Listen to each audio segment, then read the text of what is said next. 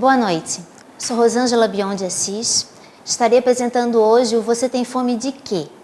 Que vai tratar do tema terceirizações e o impacto na vida dos trabalhadores. O nosso programa é produzido pelo Sindasp, Sinergia e Sindpreves. Você que nos assiste de casa pode enviar a sua pergunta pelo endereço eletrônico tvfloripa@tvfloripa.org.br ou pelo telefone 3222 11 37. Bem, queria agradecer já a presença dos nossos convidados aqui desse primeiro bloco, o advogado trabalhista e de sindicatos Nilo Kawai Júnior, o economista da subseção do Diese, Daniel Passos, que vão aí estar conversando com a gente sobre esse tema. E para começar, vamos explicar para as pessoas que estão nos assistindo o que é a terceirização. Nilo, você que diz que tem bastante experiência sobre esse conceito, o que é ser um trabalhador terceirizado? Bom, em primeiro lugar, eu queria agradecer o convite e dizer que, a rigor, quem deveria estar aqui é uma colega do escritório, que é a Susan Marazilli, que ela, que dentro do escritório, já há anos estuda esse fenômeno da terceirização. Mas como eu recebi o convite da Júlia e seu, eu não podia recusar. Eu acho que é importantíssimo, quando nós tratamos de um tema importante e atual como esse, a gente definir, antes de mais nada, o nome correto das coisas. Terceirização, e todo mundo usa essa expressão terceirização, é, na verdade, um eufemismo. Se nós queremos combater esse fenômeno que se diz terceirização, o primeiro passo, no meu ponto de vista, é começar a dar um nome verdadeiro a isso. O nome desse fenômeno que ocorre e que hoje há tentativas de institucionalizar chama-se aluguel de pessoas, aluguel de mão de obra. E o aluguel de pessoas é uma situação que até há pouco tempo, pelo menos do ponto de vista histórico, há pouco tempo, não era permitido no Brasil. E ele foi criado e tem uma data precisa de criação. O aluguel de pessoas tem aniversário.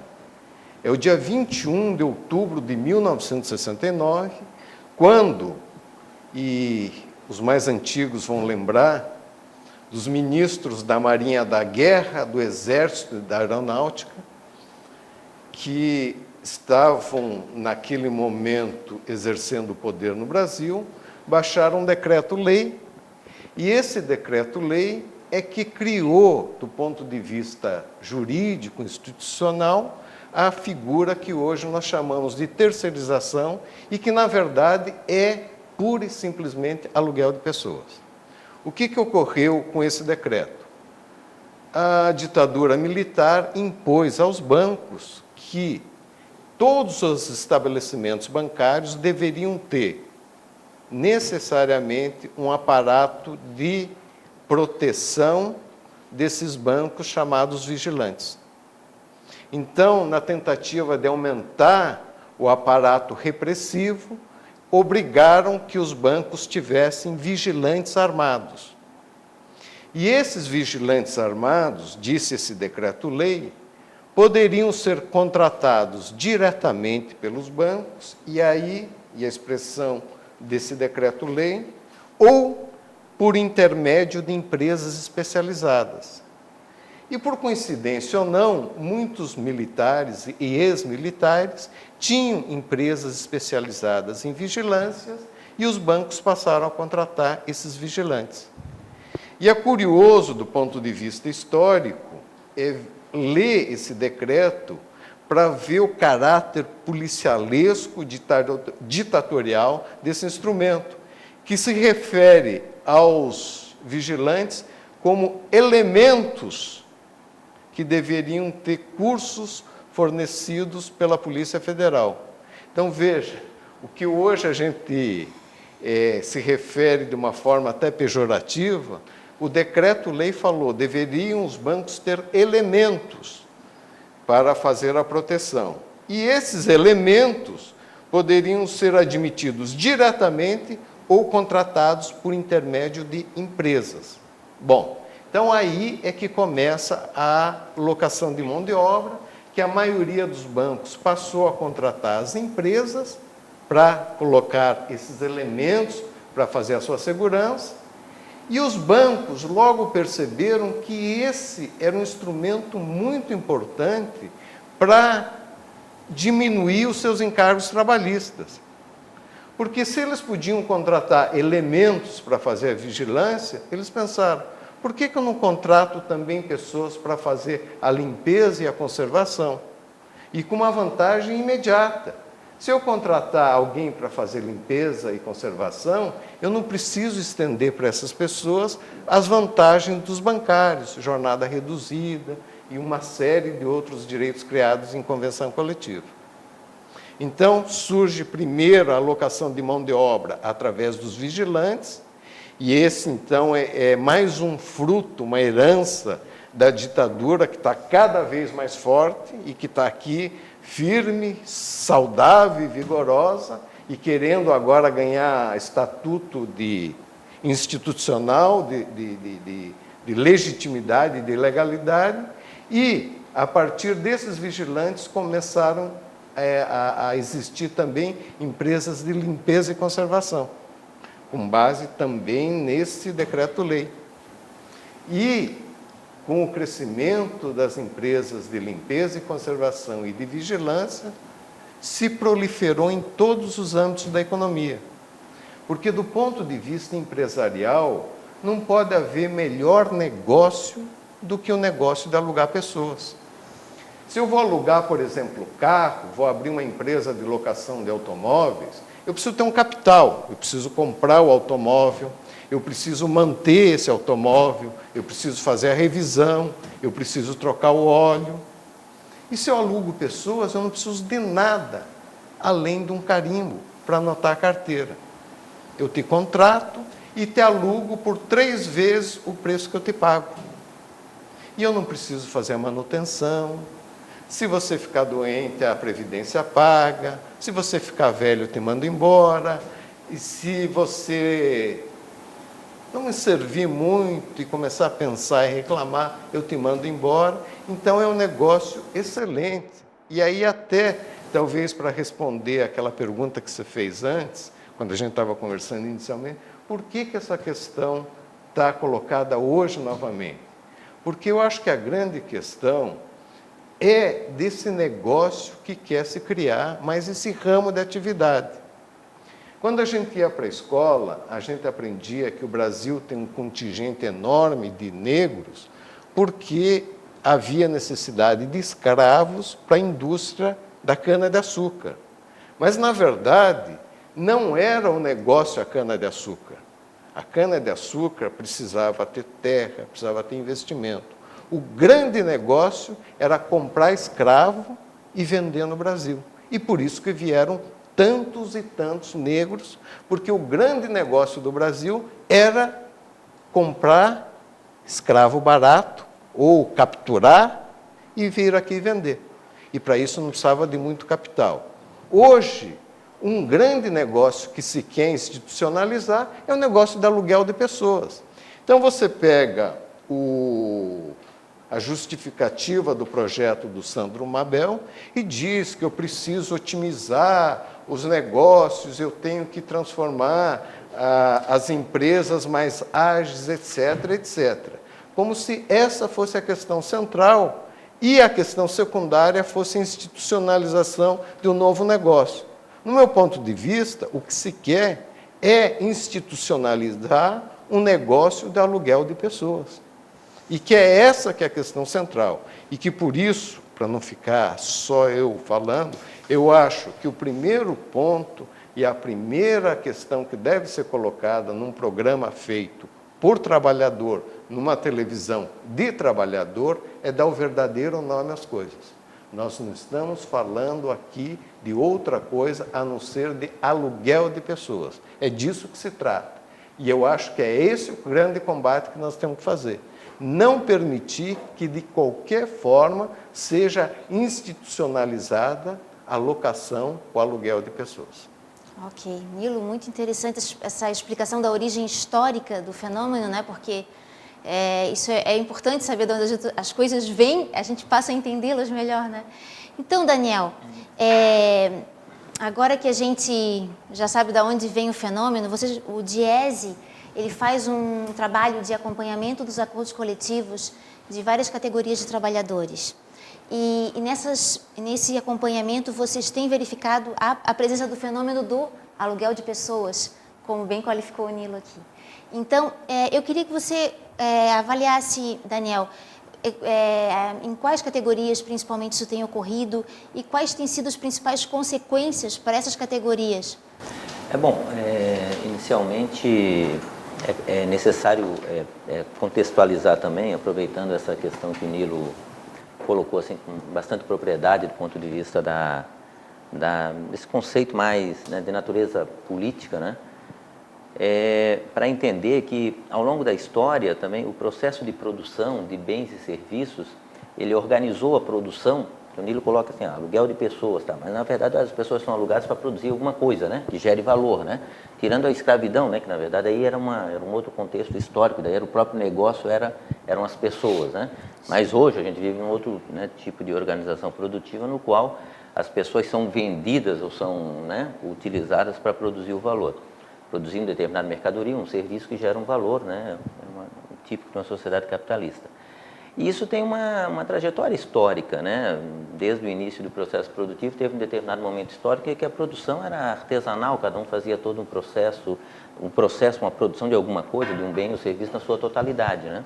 Num determinado momento histórico, passou a ser interessante do ponto de vista produtivo, organizar as pessoas em grandes espaços de produção, criando aquelas linhas de produção, aquelas fábricas enormes, integrando todo o processo de produção, né, no mesmo espaço, né?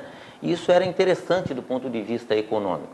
A partir de um determinado momento, começou a se dividir isso, essa empresa integralizada, né, total, né, totalmente verticalizada, ela passa a ser descentralizada, passa a não produzir mais internamente tudo o que produz, aí abre espaço para outros tipos de organização da produção, utilizando outras empresas ou outros trabalhadores de outras empresas, ou, né, não sendo ela totalmente responsável pelo processo produtivo. É ilusório a gente imaginar que é de hoje que um carro da Honda, por exemplo, não é produzido mais dentro de uma fábrica da Honda. Na verdade, um automóvel da Honda é produzido em vários lugares do mundo, né? E você tem uma marca, né, que, aliás, é o que tem mais valor, né, a marca de um determinado produto. Então, o trabalho mudou muito, a forma de organizar o trabalho. Ele está em diferentes espaços e permite esse tipo de exploração, né? Diferentes contratos, diferentes formas de acumulação. Por isso que você compra produtos, né, bastante sofisticados, quando você olha a etiqueta, ele está sendo realizado lá em Bangladesh, naquelas condições que a gente bem vê na televisão. Então, isso é próprio de um processo de evolução capitalista que cada vez tenta extrair mais valor, mais riqueza do processo de trabalho. Essa é a primeira situação. A questão fundamental em relação à terceirização, o momento que a gente vive hoje, é que os levantamentos que nós temos feito mostram algumas características que revelam assim o efeito negativo que isso tem. Por exemplo, em média, um trabalhador terceirizado ele fica 2 anos e meio a menos numa empresa, confirmando isso que o Nilo falou da rotatividade, né?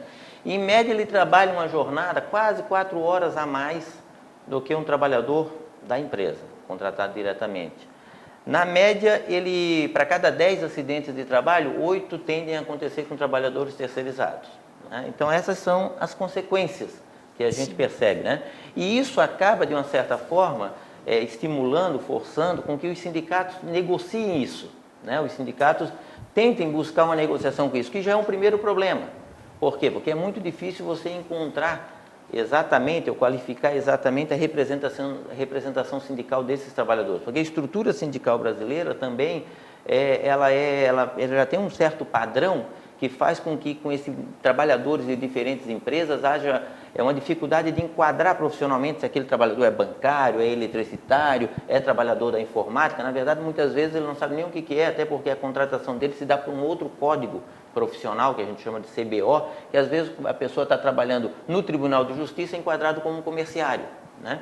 Então, fica muito difícil os sindicatos, de uma certa forma, fazer a negociação disso, fazer a representação desse trabalhador. Então, em geral, nos levantamentos que nós fizemos nos últimos 5 anos, revelam que a maior parte das negociações que envolve o tema terceirização são negociações defensivas, ou seja, tentando impedir a terceirização de determinados setores, determinadas atividades, ou então tentando estabelecer padrões mínimos de remuneração para aquele trabalhador que é contratado através de outra empresa, como, por exemplo, vale alimentação, piso salarial, qualquer outro benefício que tente, pelo menos, colocar ele dentro de padrões mínimos de contratação semelhante àquele da empresa principal que contrata o serviço.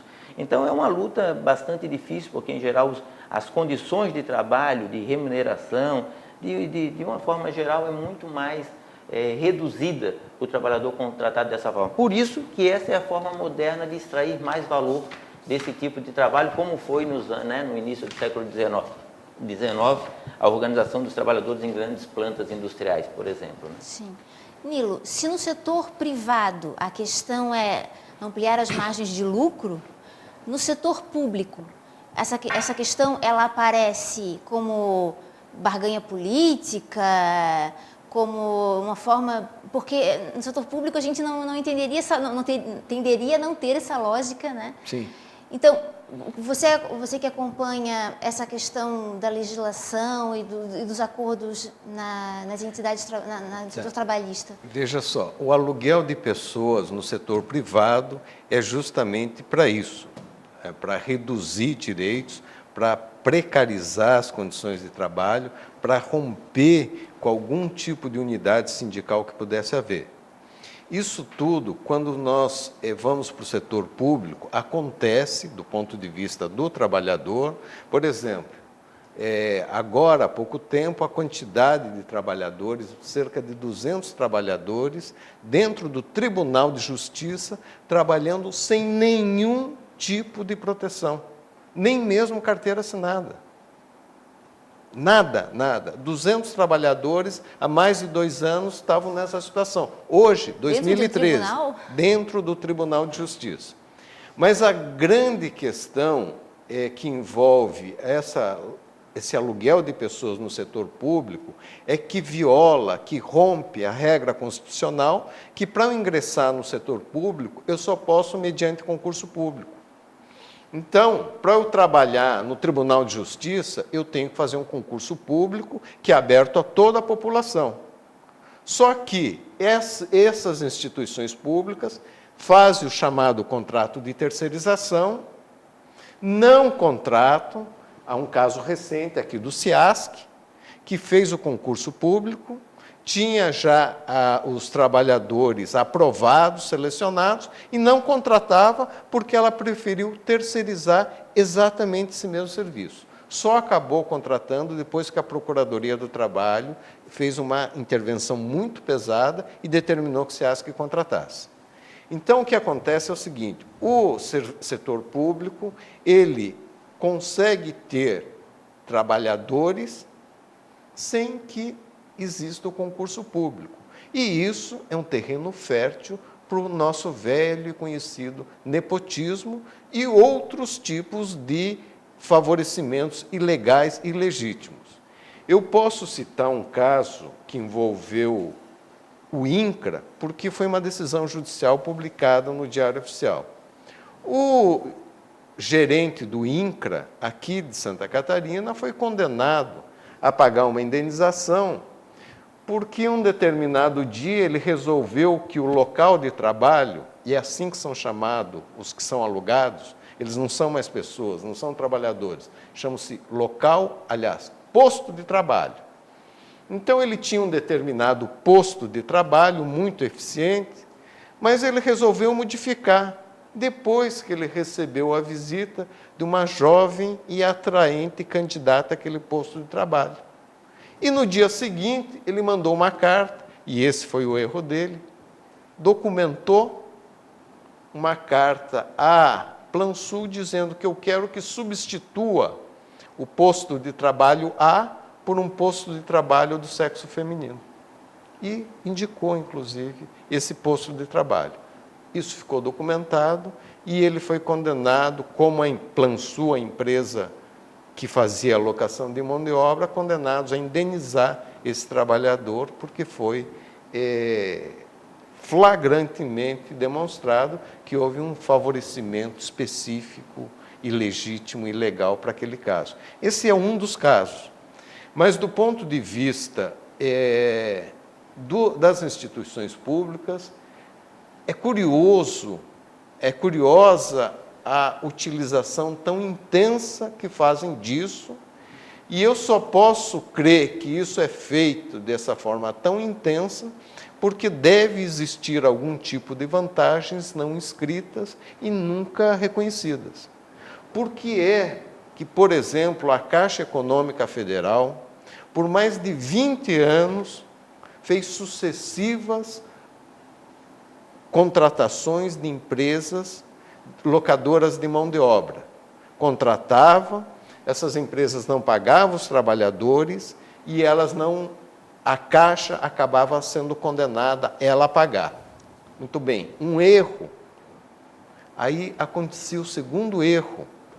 E depois o terceiro e o quarto, eu posso falar o nome das empresas. A IT, depois a Coserve, depois a Roche, depois a Brasília, depois e etc, etc, etc. Em todos esses casos, ao longo de cerca de 20 anos, aconteceu a mesma situação. A Caixa contratava, a empresa contratada não pagava os trabalhadores e a Caixa acabava sendo condenada a pagar. Por que é que a Caixa cometeu tantos erros? Não foi um, não foram dois, não foram três. Durante 20 anos, quase. E só interrompeu porque a Procuradoria do Trabalho determinou que interrompesse. Então, alguma coisa que não estava escrita deve ter ocorrido, porque do ponto de vista empresarial isso foi um desastre. Do ponto de vista da proteção aos trabalhadores, um horror. E por que isso se manteve por tanto tempo?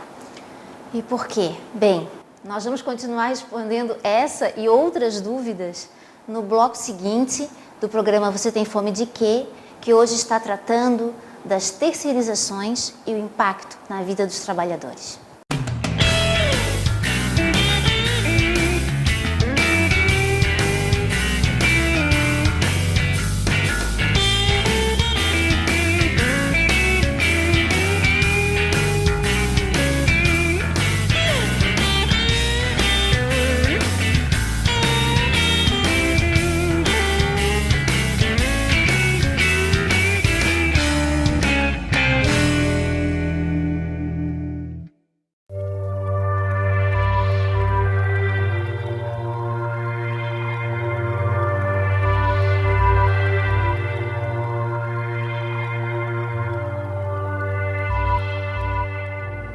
Estamos aqui para mais uma dica e vamos falar agora, mostrar um exercício para a postura.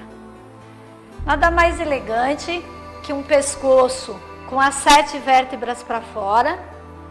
Vou colocar aqui as 2 bolinhas para dar a ideia do espaço.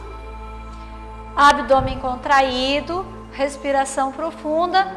Eu vou fazer um exercício que pode ser feito em dupla, e onde eu vou puxar os cotovelos para trás, tentando aproximar um do outro.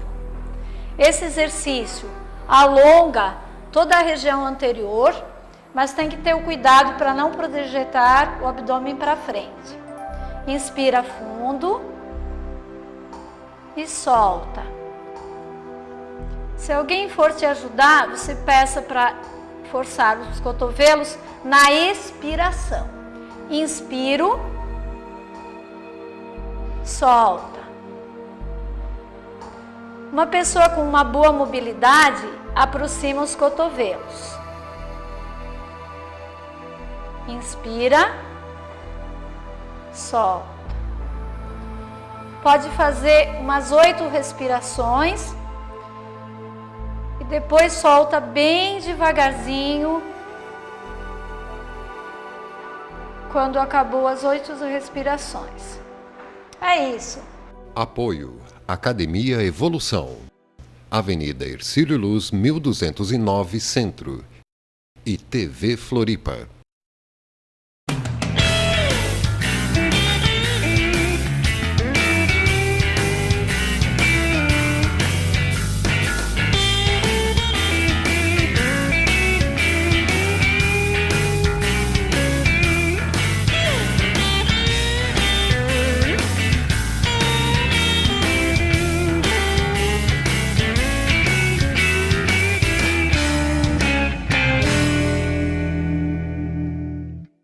No segundo bloco do programa, Você Tem Fome de Quê?, que está tratando do tema terceirizações e o impacto na vida dos trabalhadores, eu retomo aqui com o Daniel, que é o economista da subseção do DIEESE e dos eletricitários. Esse tema entrou na nossa pauta até pela questão conjuntural do projeto do PL do deputado federal Sandro Mabel, que está tramitando na Comissão de Constituição e Justiça, e trata desse assunto.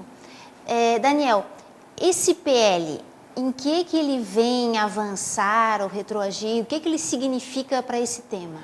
Nesse momento, assim, a grande preocupação que existe nesse projeto de lei é ele tentar fazer um tipo de regulamentação dessa atividade de terceirização, na verdade legitimando uma situação já vigente, né? Porque hoje, ainda, a despeito do Nilo ter colocado a origem legal disso, existe bastante controvérsia jurídica sobre essa questão do tema, até o que pode e o que não pode terceirizar, que é um conceito que existe entre atividade fim e atividade meio. Em regra geral, a interpretação jurídica é que a atividade fim não deveria ser terceirizada, ou não pode ser terceirizada.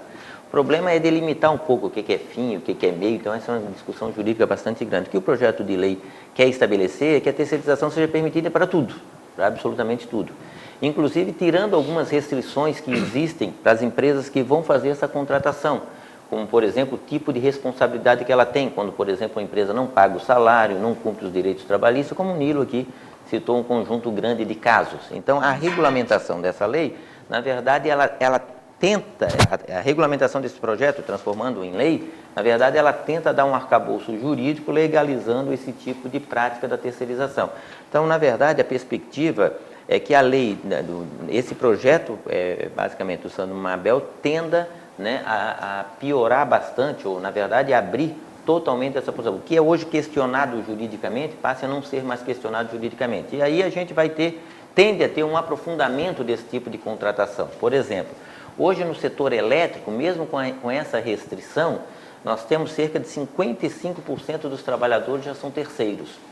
Hoje nós temos cerca de 485 mil bancários no Brasil, mas os trabalhadores do setor financeiro superam 1 milhão de trabalhadores. Por quê? Porque essa outra parte de trabalhadores estão terceirizados.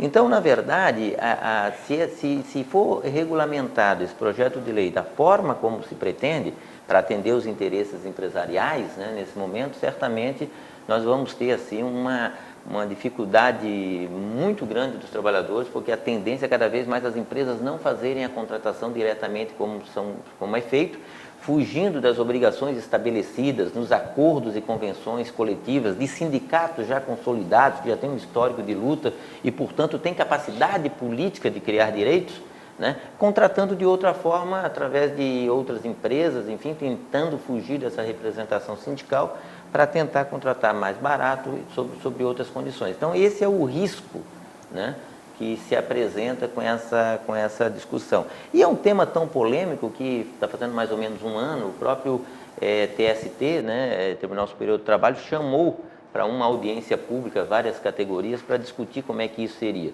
O discurso empresarial sempre é aquele, não, a terceirização é importante, porque vai gerar emprego, vai aumentar a eficiência econômica, vai fazer isso, vai fazer aquilo. Os exemplos de terceirização que a gente já tem hoje mostram exatamente o contrário. Está entendendo? Não tem nada de eficiente no que se produz. A ideia de que, não, vamos terceirizar, porque daí nós podemos contratar uma empresa especializada que vai fazer isso. Não é isso que a gente percebe. Entendeu? Na verdade, você contrata trabalhadores para fazer o trabalho que certamente em condições melhores outros trabalhadores fariam muito mais e melhor, né? Então, pelo que eu estou acompanhando aqui, a terceirização, ela vem, primeiro ela chega numa empresa, ela divide os trabalhadores, você passa a ter trabalhadores da empresa e os terceirizados, os alugados, os de segunda e terceira linha, né? Aí depois ela vem e pressiona na redução de direitos, no aumento da jornada de trabalho, no aumento do adoecimento dos trabalhadores. Então, Nilo, eu tenho a sensação de que isso na justiça rende muito, né? Esses trabalhadores são obrigados a procurar a justiça para ter minimamente seus direitos garantidos. Sim. Hoje, uma parcela significativa das demandas trabalhistas é fruto justamente dessa locação de mão de obra, porque tem reflexo, o DIEESE já apontou, no salário, na jornada, nas condições de trabalho.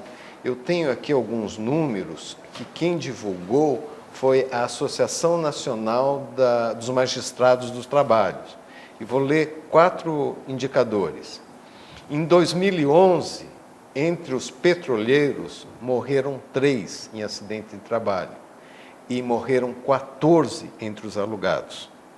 Em 2012, morreu 1 no setor petroleiro e morreram 10 terceirizados.